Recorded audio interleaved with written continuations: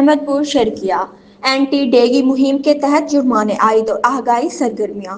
احمد پور شرکیہ میں municipal committee M C Ahmadpur Sharqia کی جانب سے اینٹی ڈینگی مہم بھرپور انداز میں جاری ہے۔ اس مہم کی نگرانی سینیٹری انسپکٹر سید محمد حسنین شاہ کر رہے ہیں، جنہوں نے مختلف علاقوں کا دورہ کرتے ہوئے صفائی کی صورتحال اور مچھروں کی افزائش کے ممکنہ مقامات کا جائزہ لیا۔ دوران معائنہ متعدد مقامات پر ناقص صفائی اور پانی کے کھڑے ہونے پر متعلقہ دکانداروں اور شہریوں کو تنبیہ کی گئی۔ قواعد کی خلاف ورزی پر ایک مقام پر 5,000 روپے جرمانہ بھی عائد کیا گیا۔